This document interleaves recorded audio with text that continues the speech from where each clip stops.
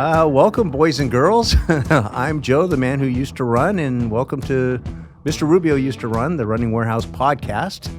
And today's a very special day, boys and girls. We have guests occasionally, and we had two very special guests, lumberjacks from Humboldt State back in, before most of the people listening to this were even born.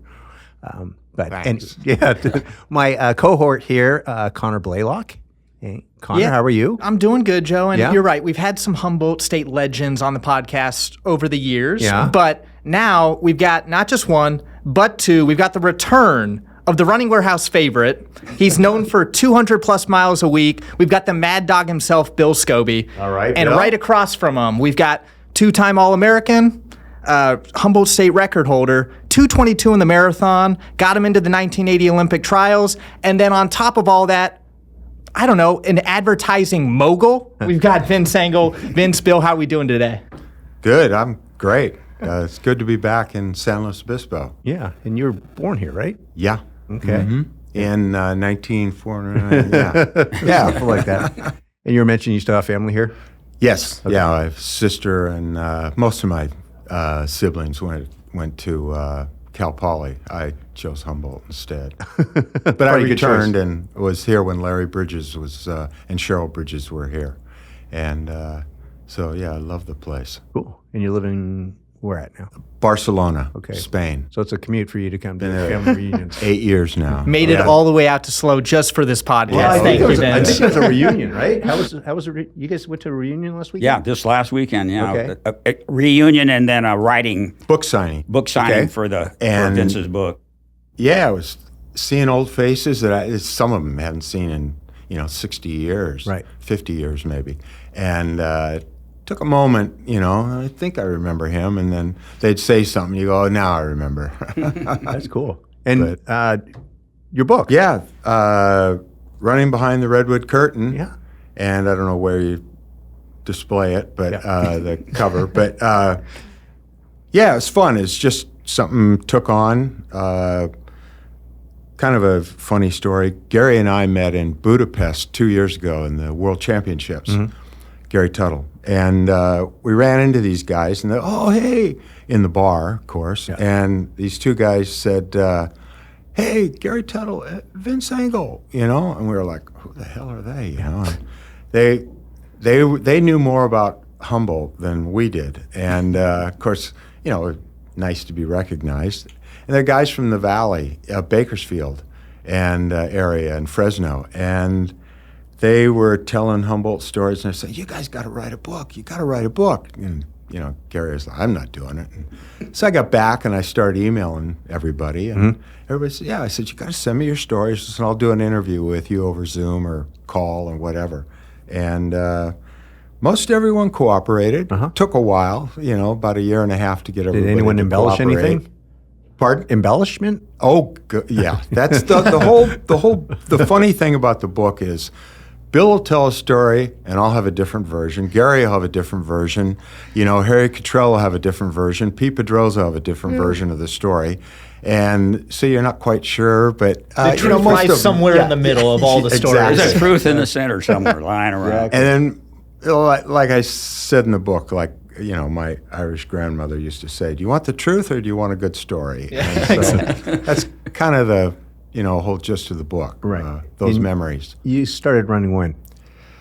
1963, cross country at Buena High School. And first guy I met was Gary Tuttle. And he was the only one there was a couple of really good runners on the team besides. But he was, a little different. He didn't run track. He played baseball and basketball. And we just, became friends. And he was serious. And we'd, he'd goof around. But I surfed mostly. So, Gary'd have to wait till I was done surfing if we were going to run, especially during the summer. And, and Jim Hunt, who was our coach in high school. And he produced unbelievable teams. And I just recently read an article, an old Track and Field News article. He had something like 300 and some wins and 6 losses in dual meets. And my junior year, I think, maybe senior year. LA Times voted us the number one dual meet team in California. MRUTR was right behind us, which is phenomenal, we thought. And he produced not just distance runners, but second and fourth best pole vaulters in the nation. Tom Dullum went 15.8, I think, and lost to Paul Wilson, who went 16 feet. And back then, that was a big deal for high school kids. Right, for sure.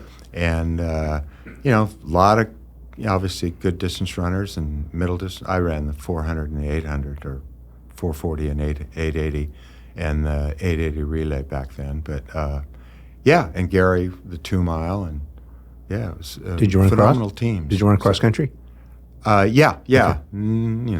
Okay. I mean, it was in the varsity, but it was Gary and guy George Gibbs, who were the team leaders. They were always 1-2, it seemed, and I'd be hoping to come in, in the top 10. Did running, lie in the family? Did you have brothers that were also on the team? No, because I'm the second oldest. I have an older sister who was the dean of students at Washington State a long time ago. But no, my brothers and I, 2 younger brothers, we surfed, and that was it. And I was going to go out for basketball, and I wasn't very good. And I think the coach was being polite and said, "You should try cross country. It'll get you in shape for basketball." And I got on it, and my junior year, suddenly I was in the varsity, and I thought, "Wow, I get a letterman's jacket, impress the girls." And and Gary was one of the top runners, and we were always goofing around together, and the rest of them, guys who didn't, they were on the team, but Gary and I hung out, and we used to challenge each other and stuff, and he was a good influence. So was Coach Hunt, obviously, and obviously that's why I ended up at Humboldt State. So did you go immediately to Humboldt after high school? No, I went to a year of JC. I was a screw-up in high school. Really? Yeah. And I'm lucky I got out of, actually graduated. And I had no idea what I was going to do. And suddenly high school and running's over. And Gary said, "Well, let's go to Humboldt." I went up with him. His father drove us up. And this is, the summer of '65. Must have taken you And 3 it was days. a lot easier to get into a school back then, Yeah. or less complicated, I guess, the admissions process. And we went up, and back then, so it's maybe less than a year since the huge floods of '64, and we were seeing, high water marks posted on trees of the floods as we're driving up there, and we were like, "Where the hell are we going?" It was like deliverance country. And we got up there, and I remember Gary looked at the record board and said, "Our high school team could break every one of those records," and they really weren't that good. I think the mile was like 4:18 or something, and the half was 1:57 or something. So Gary said, "I'm going here," and he had a scholarship offer, I think, at Occidental, but he was going to Humboldt, and he was going to be forestry major or something. And he found out that was a little too difficult. He became a PE major real quick. And it interfered with his running. And so I went to Citrus Junior College in San Gabriel Valley, which was great. Right. But that's where I met Vince O'Boyle. Well, I was going to say, was Vince coaching there at that time? No, he was, Ed Conley was our coach, but Vince was a year ahead of me. Right. And he was there, and he was an awesome guy, and still is. And he best man at our wedding, and they're dedicating the track at Irvine, Which is fantastic. May 4th. He coached me for a year. Yeah. when I was down He's there. Yeah, great guy. awesome guy. Yeah. And unfortunate, problems lately, but he seems to be recovering well. Yeah, and then so I went to Citrus, and I blew out my knee my sophomore year. So I only ran my freshman year and ran 152.1 or something in the 800 or 880, and then I talked Vince into going up to Humboldt to register. Yeah.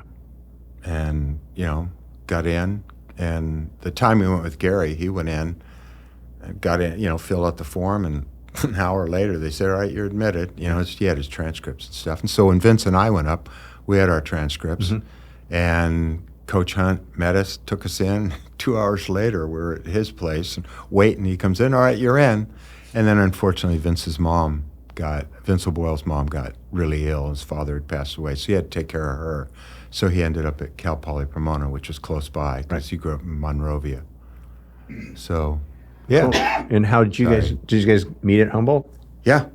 No, we knew No, each actually, other we before. met when I was in junior college, and he was a Buena Yeah. at Ventura College. Okay. It was a track meet, a junior college track meet, and those guys were all around. We were right by the. Oh, yeah, he was our hero because we used to see him at Pierce meets, So we were trying to stand and listen to what they were saying, hopefully pick up a few tips. And they're telling this, I don't know if I can tell, this joke. And so they tell it to us. Remember, Sorry he to can interrupt. cut it Sorry out. to interrupt. Yeah. And he says, hey, they were laughing, and they had written on one of the professor's attendance sheets, the bottom, a name, a new name. And it's first day of class, and students are, teachers calling out their names, and they wrote Dick Hertz. Yeah. So it gets down, and Dick Hertz? Dick Hertz? Who's Dick Hertz? And somebody, Bill probably yelled out, not mine. And so the horrible thing is we left, and Gary belonged to this club in the Buena that put on a talent show every year. So I said to Gary, I says, you should use that joke. That would be funny. He said, no, get in trouble. I was like, no, do it. I was always instigating stuff. Sure enough, they did it. Yeah. And the minute you heard this, not mine, you saw the vice principal go out and grab Gary and this other guy who were on stage, yank him out. And Gary's father, big basketball coach and a hero. The gym at Ventura High School is named after him, Bob Tuttle. And and so his reputation, Gary was like, in so much trouble. It was funny, he got kicked out of school for at least a day. And this is right before CIF finals. And so that's Bill's influence on us. And then January 69, he came to Humboldt. So you guys both end up at Humboldt. What were the early days like? Oh man, Wet. wet, and no one ran but us. There were no girls running. There were no joggers on the street. So if you were running, and you're out for a 20-miler, let's say, and you see somebody running, you knew them from somewhere around town, either Eureka or Eureka High School, Arcata High School, or from Humboldt. But that's it. And we chatted last time with you about the Harriers video. Obviously, there is some background with you with that video. Were you around during the filming of that? Oh, yeah. It was, when it was proposed to us, this guy, he used to be a runner, and he was quite good. In fact, Mark Conover broke his record at Miramonte High School for a mile. So he was an accomplished runner, but didn't run at Humboldt and put on weight and everything. And he came around and he said, it's my master's thesis in film, theater arts, and I'm going to make a movie. And we're like, yeah, right. None of us want, and it was, unfortunately, at the end of practice, you just want to, you're wet because it's probably cold and wet, rainy or whatever. You just want to go home, or go eat.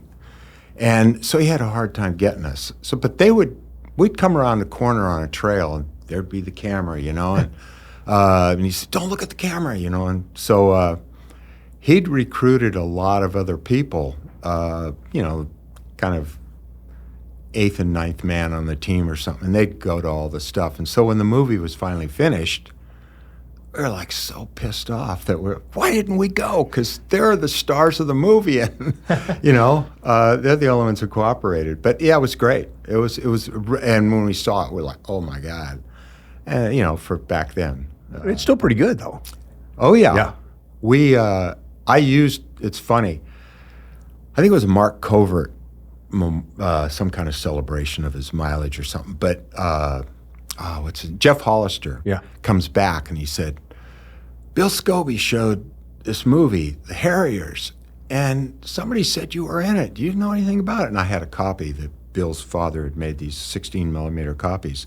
And I said, yeah, I have a copy. And he said, oh my God, we got to use that. And I was like, yeah, all right, that's cool.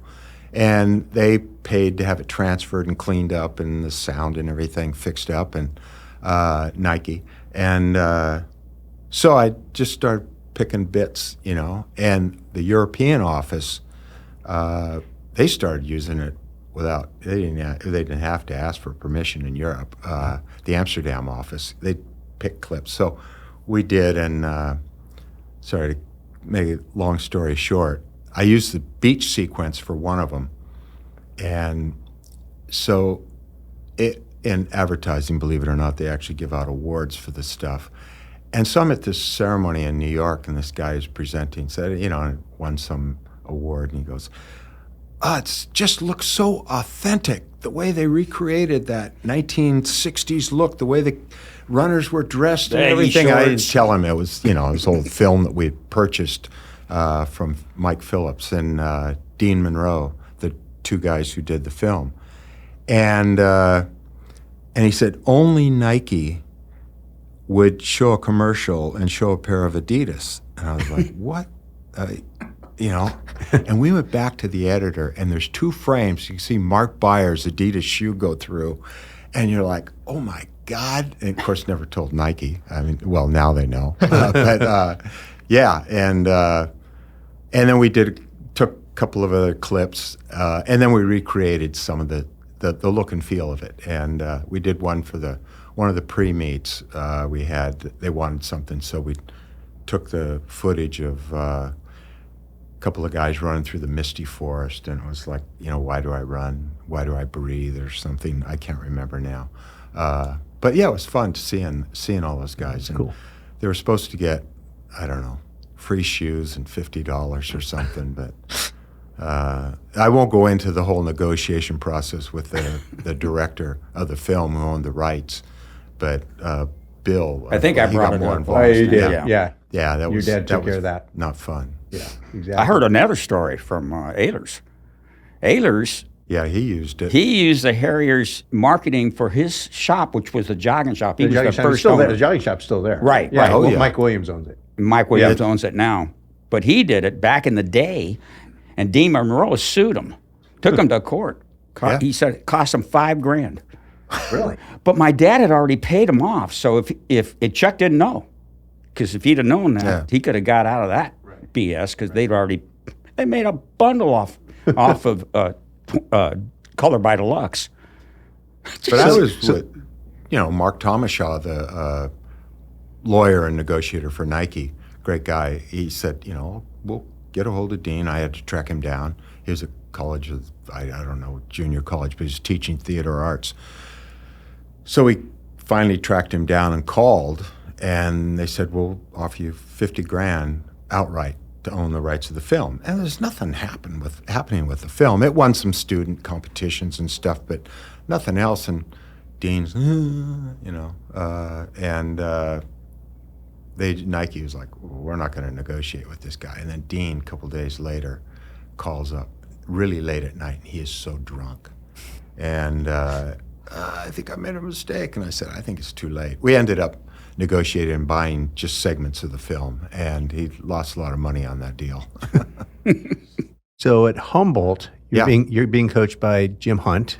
Mm-hmm. And were you guys competing on the same team? Yeah. Yeah. Okay. And Tuttle too?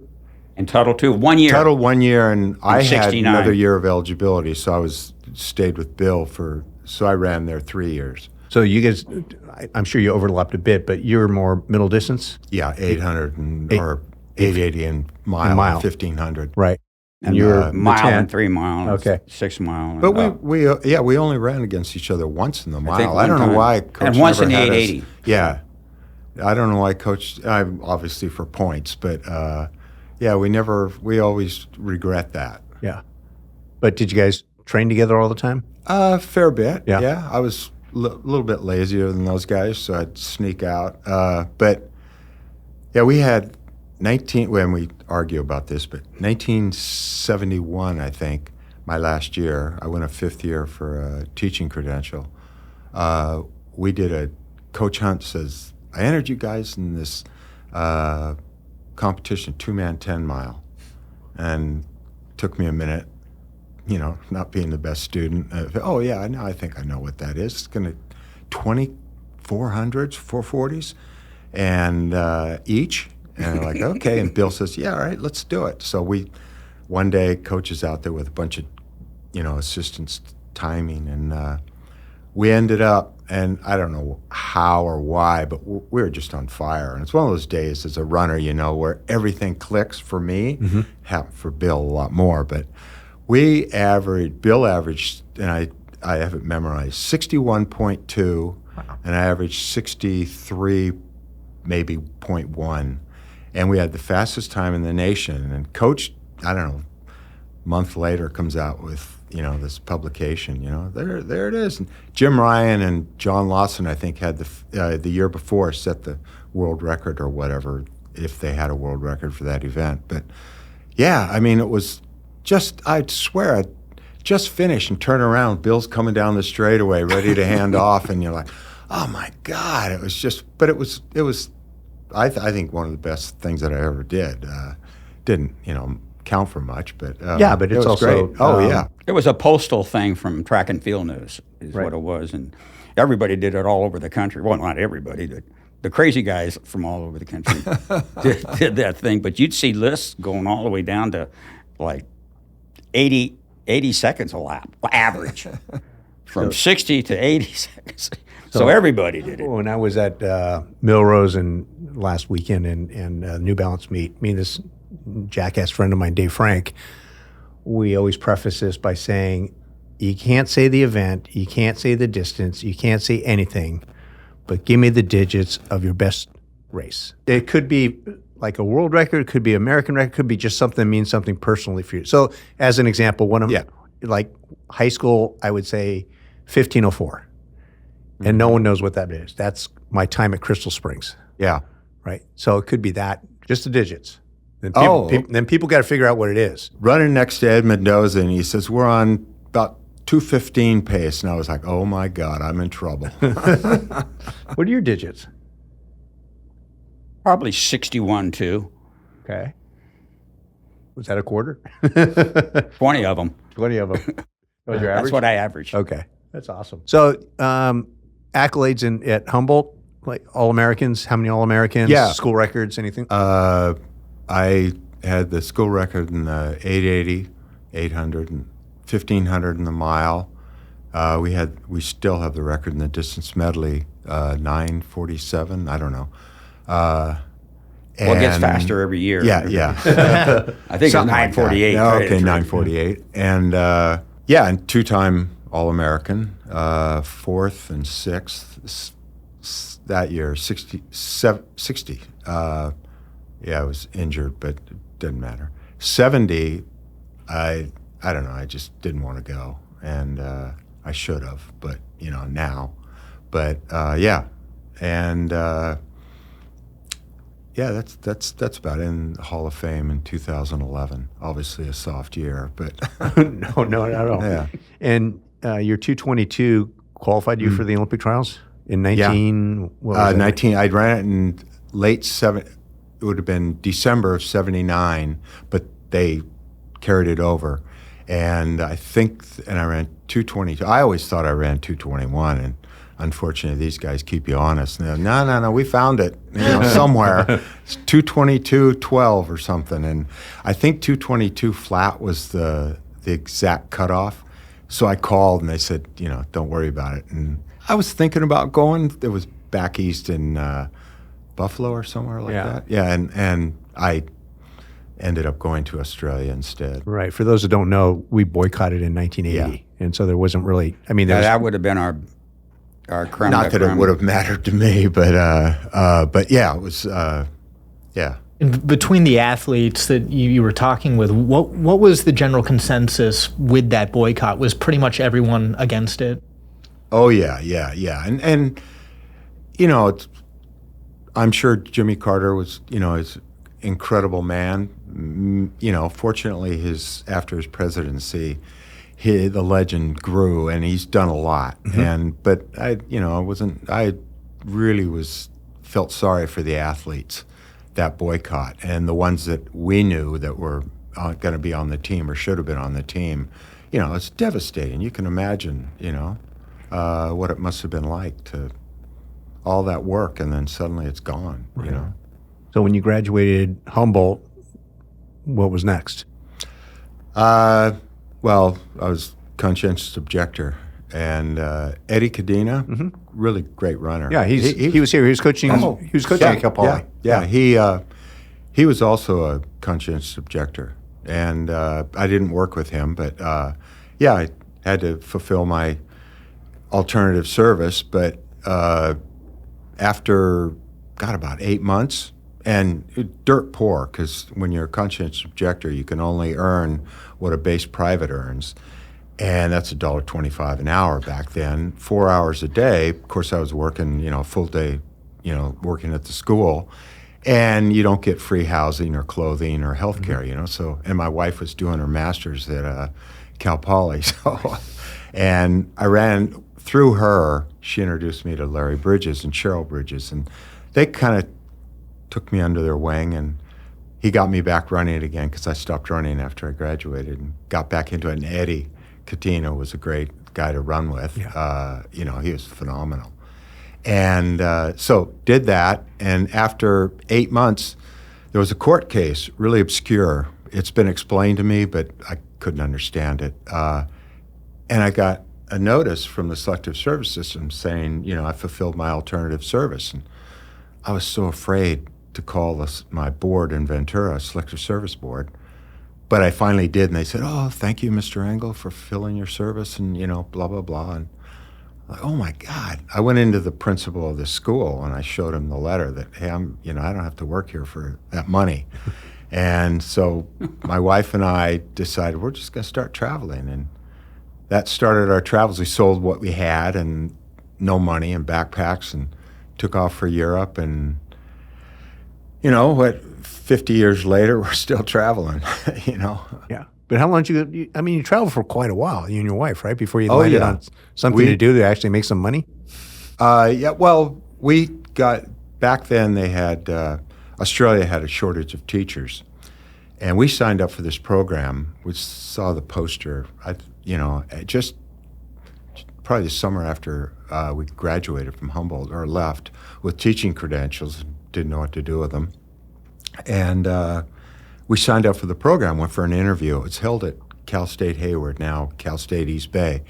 And we went in and thought, oh, this is too good to be true, because my dream, Herb Elliott was always my hero and all that. And so we're in Europe staying with my wife's relatives. We visited them in Spain.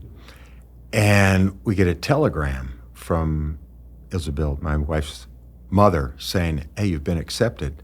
You got to get back here, in like 3 weeks, because a flight from San Francisco is leaving for Australia.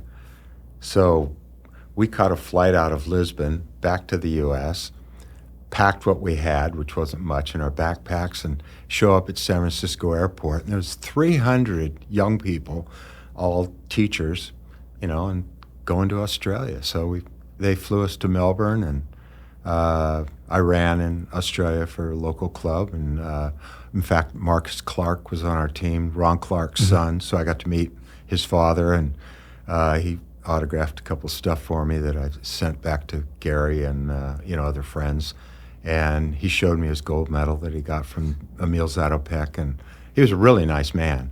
And he worked at the Adidas factory or whatever it was. So he used to slip shoes out the back door to us and stuff. Yeah, it was a great experience. And then we went overland from there. After 2 years in Australia, we went, to Bali, up through Indonesia, Malaysia, Singapore, Hong Kong, over to Burma, Myanmar now, all over India, Nepal. This is, over a year and a half. Through Pakistan, Afghanistan, which is tough to get into now, Iran, same thing. And eventually we got back to Europe, London, and Amsterdam. We flew back to New York, where my brother Andy was working and had just done the Bruce Springsteen Born to Run album. And he said, I was like, I got to get a job. I don't know what to do. And he took me in, and I met all the guys there and saw what they were doing. He said, you could do this, because I was an art major. But I thought I was going to be a fine artist, painter or something. And and eventually, he gave me a couple projects to work on, freelance, and I did them. He said, so I went back, UCLA, night classes and stuff, School of Design, to kind of understand, because I didn't know what a portfolio was or anything. And eventually someone was dumb enough to hire me. And then I went back to Australia. And then literally after 10 years in Australia, I got a call one day, and I had met Dan and Dave at Wieden+Kennedy, who were in charge of all the Nike advertising. And I get a call, and David Kennedy said, "Hey, you ready to come home?" And I didn't know who it was. And I was like, "Who is this?" It's David Kennedy. "We want you to work on the Nike account." Yeah, I'm ready. And we just packed up, headed back to Portland, and yeah. Yeah, you're now just to backtrack just a little bit. I mean, your brother Andy did covers for. Oh yeah, I did Born Chicago, Born to Run, Ashbury Park, And he was at Humboldt when we were there. Really? Yeah. For a year. Yeah. The High art, jumper. art department wasn't his. He was definitely a graphic artist, and I remember I took a class with him. I really wanted to, and at the end of the semester putting up your work, and talking about it, and he was just looking at some of the stuff, and some of these people are really artsy fartsy, and he was like, "This is such bullshit," they're not artists. And he put up this Neil Young painting that he'd done. It was phenomenal. And the lyrics to the song "Round and Round" was around it. And the teacher went up, professor was up looking at it. He said, "Is this a photograph?" And I said, No. He says, "Screen print, a silk screen." No, I painted it. And he had the hardest time, and my brother just got up and walked out. And then he ended up at Fullerton, Cal State Fullerton. But he did Chicago, all kinds of covers. He's won multiple Grammys. So he's and my other brother, who's a legitimate painter, so I'm the kind of hanger-on, the one who sold out, went into advertising. But yeah.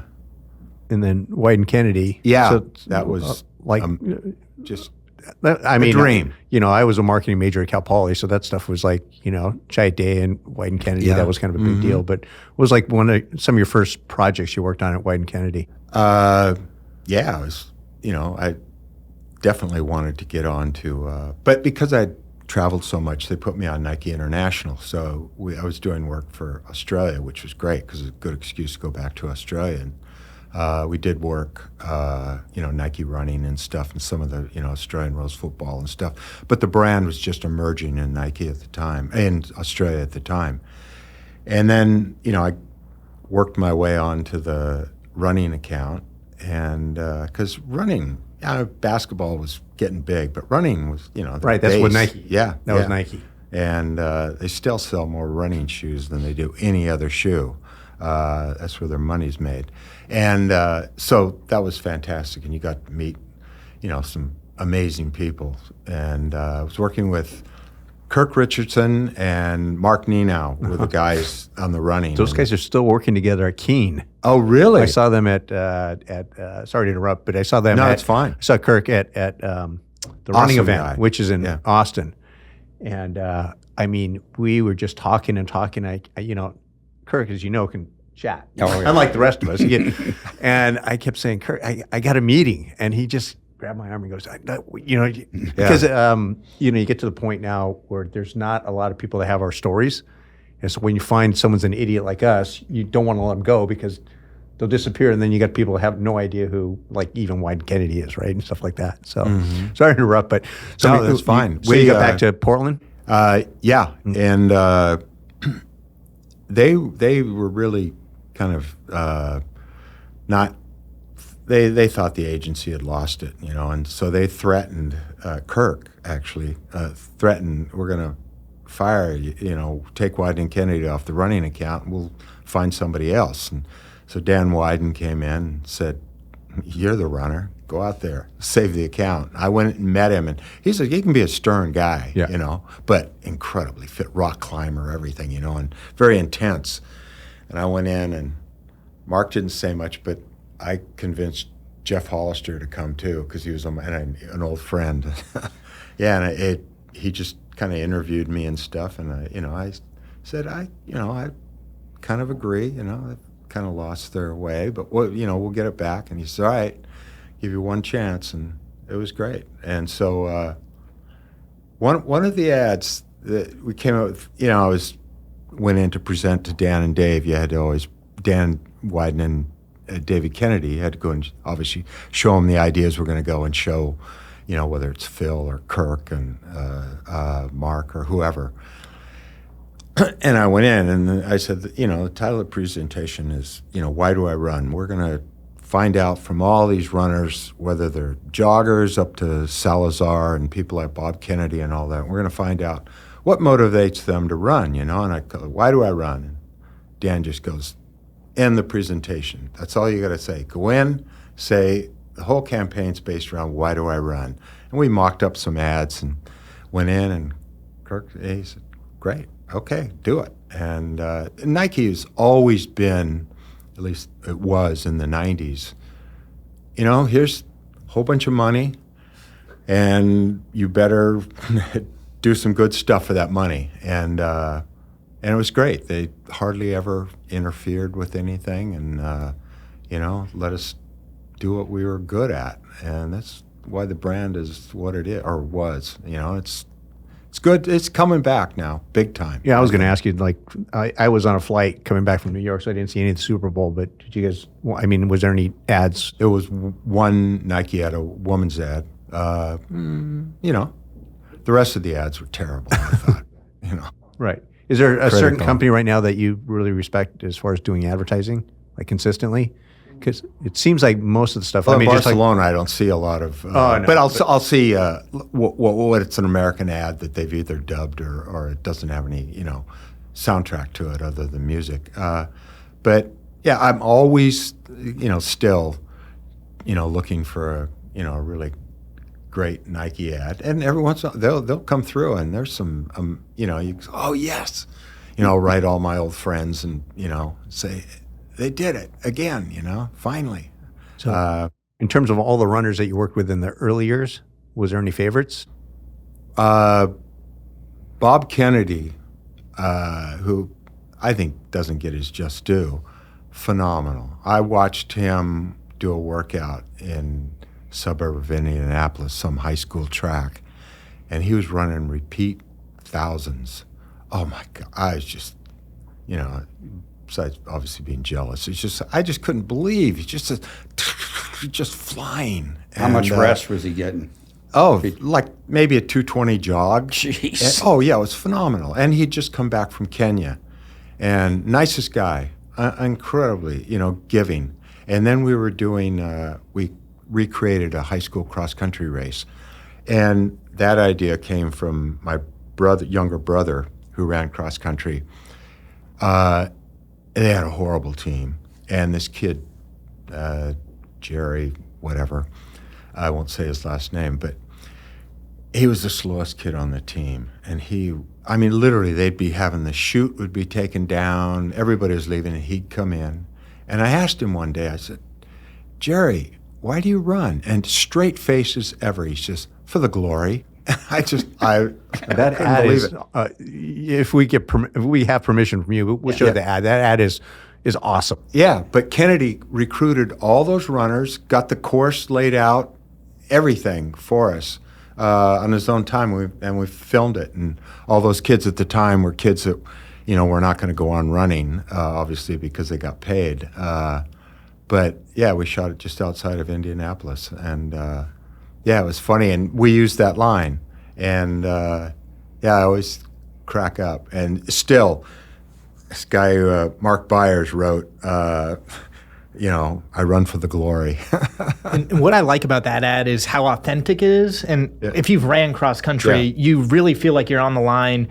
How important with that ad, and really all the ads you did, was storytelling and really like embodying like a true authentic feel? Yeah, that was the thing that, you as an ex-runner, you see some really hokey stuff sometimes. People either run way too fast or way too slow. And you tried to do that. We did one ad when the Nike team was at Palo Alto. Yeah, the farm team. And I think Georgetown coach, Gagliano. Yeah, Gagliano was the coach. But we were out and we were filming all this stuff, and the director, sorry, I've forgotten your name, but I showed him a copy of the Harriers, and I said, that's the feel. And so we shot it black and white, and it was grainy and everything. But I had the guys, I just said, whatever you guys do is make it authentic.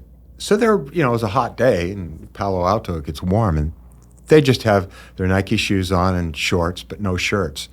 So I get back, but it's funny, I showed them when we were finished with the ad, and Kirk says, we make singlets and T-shirts too, I was like, yeah, I know, but, and he's like, yeah, all right.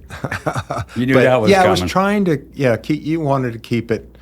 And Nike was never demanding about, you got to show this many shots of the shoes or anything like that. It was just like, tell a story that, people can relate to, hopefully.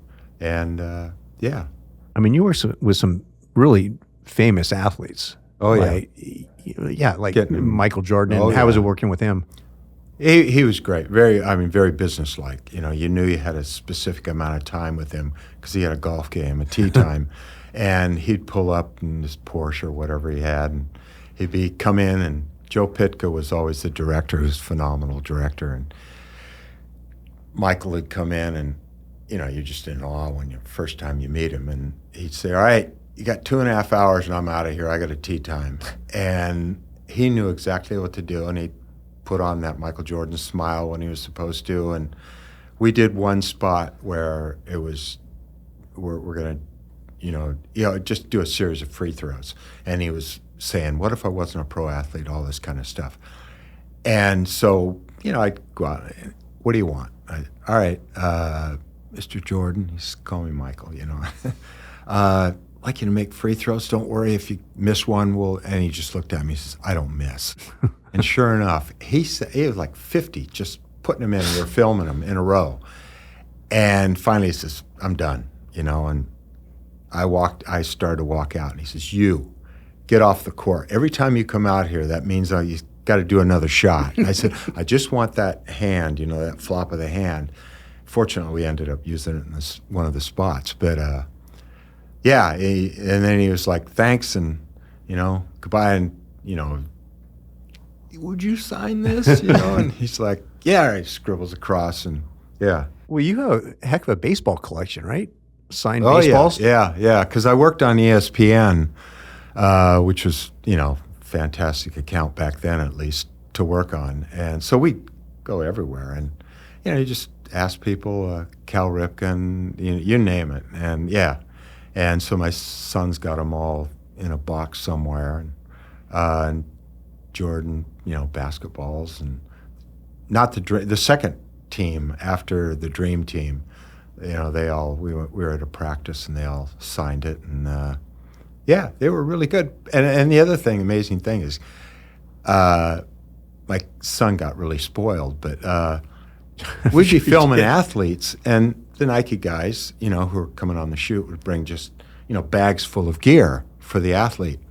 And the athlete at the end of the shoot would go, the Nike usually guy says, I'm not carrying that back on the plane. And the athletes say, I don't want this. I've got tons of it. So I'd grab it.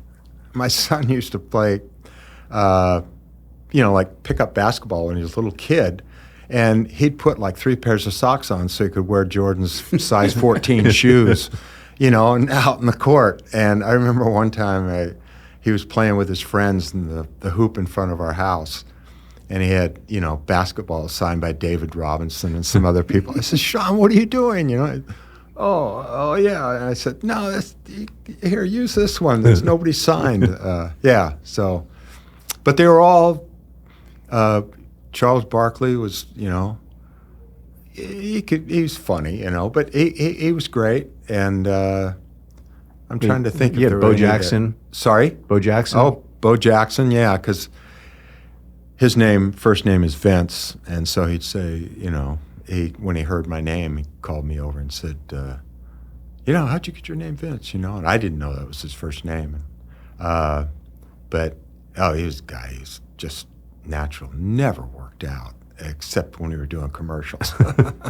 And could do it, his body was like, gift from God. You know, he's incredible, but really, really nice. And I remember Pitka, the director, yelled at one of the female assistants, and he said, "You ever talk to a woman like that again, I'm out of here." And I think Joe used a swear word, and he said, "If you ever use that kind of language around me again, I'm out of here." And okay, yeah, but incredibly nice guy. Yeah, I was trying to explain to Connor Bo Diddley being in that barbershop ad. Oh yeah. I mean, he was in quite a few ads. Oh yeah. The original Bo Diddley, you know, when Bo Diddley says, "Bo, you don't know Diddley," that I didn't work on that, but the Bo knows stuff. But I wish I would have. But that was Jim Merzwald, who recently passed away. He did a lot of the early Jordan stuff and the Bo knows. Right. In that barbershop ad, very funny ad, and I feel like the end, they talk about, you know, I can't believe Nike would do this. Did Nike ever really have restrictions on their ads? Or if you were creative and brought a good idea, it basically got the green light? Yeah, no, they were phenomenal. But there were, you know, I had, you know, at least one, but a couple other people where ads completed, you're done editing, you've mixed it, everything, and you show it to them, and somebody just go, you know, and you were spending $250,000, $300,000 back then, which was a lot of money, and they just go, "I don't think it's doing it," you know. Well, and they just can it, and you know, what's next, you know, and but you'd go in, and there'd be 5 or 6, and Phil usually sitting in the middle, not every time, but a lot of times, and we'd go in, you know, present your idea, and you're shaking with your, you know, then the script is, you know, and they'd go, "Yep, okay," and we knew what, you know, and then we'd divide up the budgets to figure out what we could do, and they were a dream client. So Same with ESPN. You've got big athletes, Yeah. you've got big money. Would you say that there was one ad, I'm thinking maybe the Marshall Faulk, but maybe you can say, is there one ad that had the biggest budget? Oh, Barkley? no, I'm trying to think. It's probably one I didn't work on. It was, you know, because I think I didn't do a Nike ad for Super Bowl. I did ESPN, I think. But trying to think, there were some, probably the Marshall Faulk when he was with Indianapolis dates it. But yeah, there's a lot of explosions because it was funny. Jim Merzwald and I were working on it, and it was Jim's idea, this phenomenal thing. And I had to go to Australia because we were doing an ad in Australia, and but typical of Merzwald, we, you know, flying first class down there, fortunately. And so he's like, "Oh, I'll fly down with you and we'll talk about it, and you can do the storyboard," and I draw the frames, you know, and stuff. And I was like, "Jim, you got to get back for the production." "Yeah, I'll turn around and fly back." And that's basically what he did.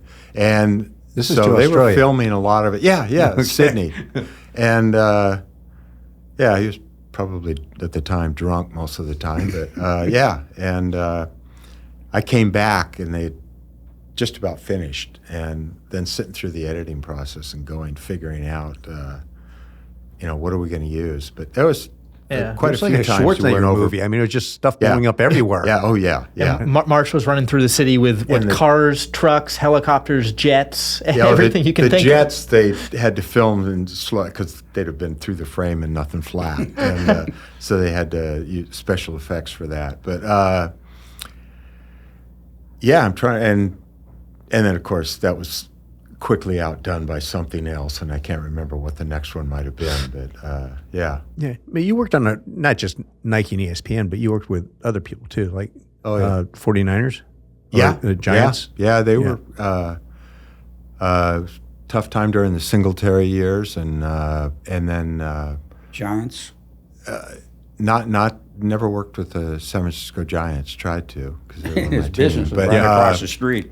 worked Green Bay Packers. You know, like Brett Favre, and it was great. And I grew up liking I don't know why, the Green Bay Packers. So yeah, we got to film in Green Bay. We used Jerry Stiller, the comedian who's obviously Ben Stiller's father from Seinfeld and everything else. We got him to play Vince Lombardi, and the ghost of Vince Lombardi comes back, and he was great. He was awesome, man, and that was for Nike, and then ESPN. Of course, you meet all kinds of athletes because they just wanted to be on ESPN, so you just call up because ESPN didn't spend any money hardly at all, and so athletes would come, and you're going to get free airtime, and they do all the interviews with them and everything. So met a lot of fun athletes, and because ESPN and where they were located, or still are located in outside of New York, the offices are just in the middle of nowhere, and you're just like, oh my God, film and get out of there as quickly as you could. But they were great people, and back when Dan Patrick and Keith Overman and those guys, they were a riot to work with, and they all hounded, wanted to be on camera, and so yeah, it was fun. How many years were you in advertising? In advertising, let's see, started 81 and bought out my last agency in 2015. Yeah, so I think it was 15. Long run. Yeah. Did you retire after that? And went to I taught university for and I had courses and stuff for just a short while, and but yeah, we had our own agency, Wayne Buter and I, in San Francisco. And funny story, one day the receptionist calls me and said, Mr. Engel, there's some homeless guy out here who wants to see you. And I was like, who the heck is that? It's San Francisco, so you're a little worried. We were right across the street from the ballpark. And I go out there, there's Bill Scobey. He had his afro out, and he had, hadn't shaved, and he had, I think, those bib overalls on or something. And he said, we still going to the Giants game? I had totally forgotten, and the Dodgers were playing the Giants. So, all right, yeah, let me just finish up. And we went over and watched the game. And I said, no. She was like, the receptionist was a little. And, I said, no, it's an old friend of mine, Bill, And, but we had a lot of fun because we had, quite a few clients, a few national. We worked with Disney, and yeah, it was fun. Now, during your time in San Francisco, I've heard you were called the night runner. Did you run at night at all? Were you traveling up in the trails when things got a little busy? That's funny that you even found that. But yeah, it was, he just knows it. Somebody from one of the ad publications called and said, we're doing a series on what people do, in their spare time. And, I said, I run, but they were like, oh, that sounds kind of boring. I'm sure that's what they thought. But I said, I go into the office and, you'd be there quite late. And so either early in the morning, really, and it was still dark during the wintertime, especially in Marin, or in the evening, and enough of the trails around Mount Tam I knew, you trip a few times on tree roots or something. But yeah, so that was when I could run. And morning was a little better because at least the sun was coming up when you were finished. But and occasionally I'd convince somebody else to come with me. But yeah, you get when they would have the warnings about mountain lions posted, you'd hear anything. You'd step on a twig or something. You're certain you're going to get pounced on by a mountain lion. But yeah, that's what you do when you want to run. Right. And even now, I walk and maybe jog, but my day just doesn't start unless I go out, and do something. And it used to be running, now it's more walk, jog and stuff. Like even this morning, going up through Poly campus from my sister's place and, and occasionally jogging. And unfortunately, these guys go by you, and it's just like, show off. And I'm all bundled up, and these girls go by in just shorts and a jog bra, and like, oh my God, I'm freezing. How can you do that? Of course, they're going twice as fast as me, but. So, are you guys following track and field? Are you guys following running at all? I know you mentioned you went to little bit. I am. Yeah. And that's the advantage of being in Europe. Nothing against the U.S., but they show every event, every shot put, and so the meets are, they're practically all day, and they show everything. I have a friend, Howard Labrie, that we used to run with at Humboldt. He lives in Amsterdam, and he's really good at reminding me, hey, don't forget tomorrow to record whatever meet, And it's phenomenal. You're just sitting there watching. I record them so I can fast forward because, not a fan of watching every single javelin throw or every single discus throw. But, yeah, and then I keep them around and go back and watch Ingebrigtsen, who's my latest hero. He likes Ingebrigtsen. I'm not an Ingebrigtsen guy. A huge fan. Funny enough, though, advertising when I worked on American Express, we were doing some work for American Express in Australia, and I went to, then it was Aldo Parpone was the head of American Express, and I convinced them that Herb Elliott, we've got to do Herb Elliott. We did Don Fraser, famous Olympic swimmer and everything. I said, Herb Elliott. He's like, who's Herb Elliott? I got out the whole thing and read his list of stuff. He says, sure. So I got to meet Herb Elliott, who was my hero, especially in high school. It's the first book I ever read, probably. Hunt gave me, the Golden Mile or something, and went to his house. Nicest man in the world. He's just sitting there, and, his wife, same house they lived in, and he was about ready to become, I think, the head of Puma, I think it was. But we were just chatting, and, I don't think he realized how much I was geeking out over it. And I said, do you have any, old memorabilia that we could use as props in the shot? And he was like, no. And his wife said, Herb he doesn't keep much, but she went up and she's looking around and he had no idea where his gold medal was from Rome. Gosh. Typical of him. And he's like, oh yeah. And, and she found some old photos of him with Percy Cerutty and stuff. And she comes down with his shoes that he won the gold medal in, these Adidas, and size 12. And he goes, here, you can have those. And I was like, are you sure you want? And he's, yeah, don't worry, And I was like, oh my God. So we go back, we finish up, and he's going to meet us the next morning. I go back to the hotel in St. Kilda, and there's a grass strip in front of the hotel. And the photographer, he doesn't know anything about track, he's a famous portrait photographer.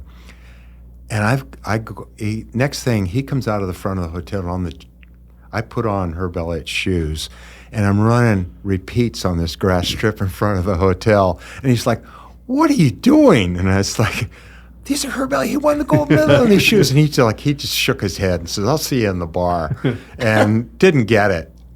And the next day, when we were shooting him, I just said, I hope you don't mind, but no. And I said, I can't take him. Now I wish I should have, or wish I did. But he was great, really nice. And then he says, all right, he'd do a lap of the golf club that he played at, running, and still look in great shape. And then he'd play around to golf.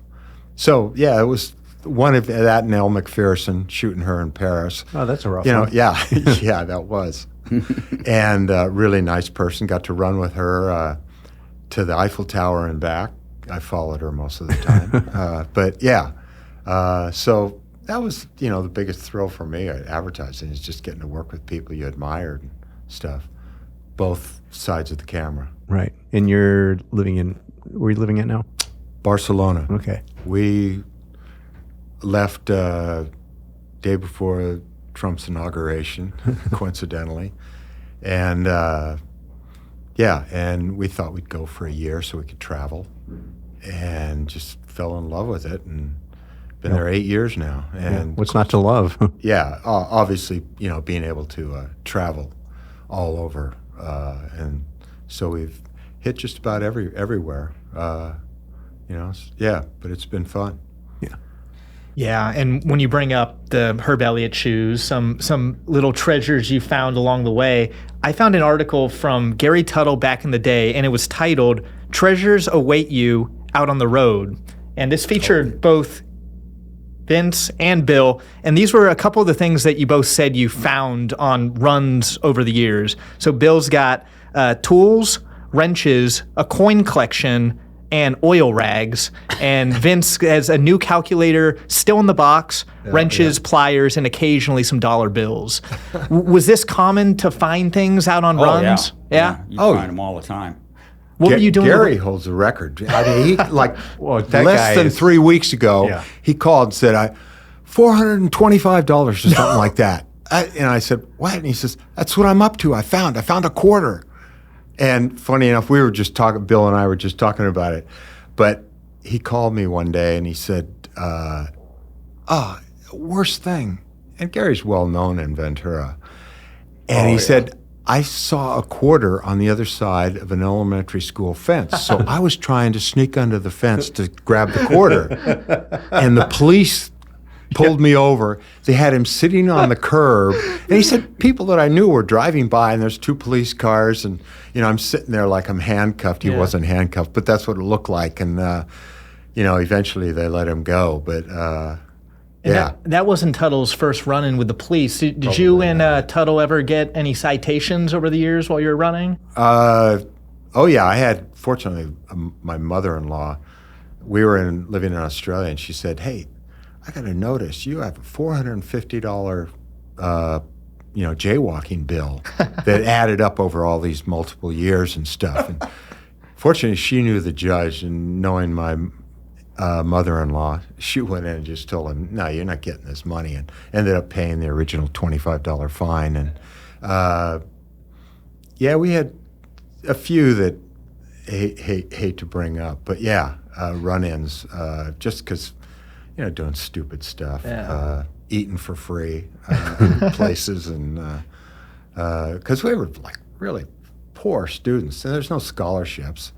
And it's funny because University of Nevada was in our conference, and they had some, good runners, but a lot of foreign runners. And so one time in our travels, I was in Tasmania, and one of the runners from University of Nevada was, Tasmanian 1,500-meter champion or something, and Tony Risby, great guy, really nice guy. And, we were backpacking around, and I saw this guy running on this grass field, at this park, and God, that looks like Tony Risby. So I thought he went in. I saw him. He went into a small store to buy a drink after his run.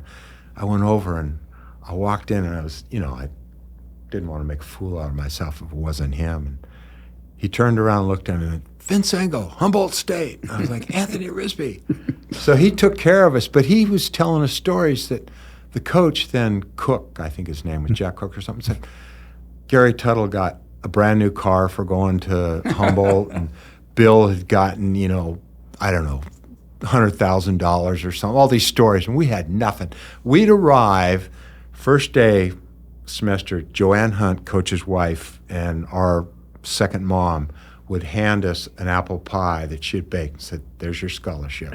That went through. Gordon Ennis, 836 steeplechaser, showed up from UCLA, transferred, and he said that was classic. The first thing she did, handed him an apple pie and, welcome to Humboldt. There's your scholarship. So we were really poor. So we used to, push a cart around the old Safeway store, and kind of eat our way through dinner after practice. Like Animal House, huh? Yeah, unfortunately. And, that $25 citation probably hit hard. And I even saw Tuttle, one of the citations he got for running a light, he actually went and fought. And I guess when he got the citation, he didn't stop running because he was in the middle of a workout. So you can't stop. But they actually let the citation go because the cop wrote him up as a car. And he's like, I'm a runner. So it's funny how you can kind of get through some of those situations. Gary, when he would run, especially anywhere near Santa Paula, which is right next to Ventura, he would get so irritated because somebody, hey, Chuck Smead, 'cause Chuck Smead was a famous Humboldt runner, but grew up in Santa Paula. And Gary, I'm not Chuck Smead, I'm Gary Tuttle. And he'd get so mad, come and see him. And so one time, sure enough, I'm with Gary. And of course, running with Gary is slow because he's always looking for scratchets or coins or bottles or something. And you'd go, come on, Gary, let's get this run over with. I found another scratchet, and he's made a lot of money that way. But someone went by, pickup truck, and you're like, Chuck Smead.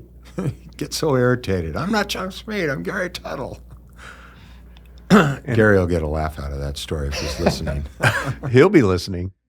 Well, there you have it. Thank you very, very much, man. That was fantastic. I'm sorry if we rabbited on too much. No, I mean, I think the people between the Humboldt State legacy, which everyone loves, the Nike advertising, which really I love just being in the marketing game. It's been an interesting conversation. It's very interesting. And we will show some of the highlights of the advertisements and so forth. But very interesting stories. Very interesting. Particularly you two clowns. Being man. polite. It's pretty cool. Yeah. Exactly. Good thing Gary wasn't here. It'd have gotten worse. What do we have to do? Well, you always got to like, comment, and subscribe if you want to see more content, see more legends to come. Exactly. And, maybe we can convince people to do this by threatening to monetize this thing. Yes. Like really throughout the whole podcast to say, we need to, 70% of the people watching this don't subscribe, and you need to subscribe, right? That's right. Or you go to Running Warehouse and buy all your running gear because that's it. That supports the whole podcast. If you don't go spend thousands of dollars a day at Running Warehouse, we're not going to be able to do this. But anyways. Speaking of that, I need a new pair of shoes. So I can take care of that. We can make that happen. Yeah, we can make that happen. Well, thank you guys very, very much. Thank you, and it was an honor. Well, yes. Little Lumberjacks, and good luck with the book. Yeah, thank you. Thank you. Until next time, thank you. All right. Peace out.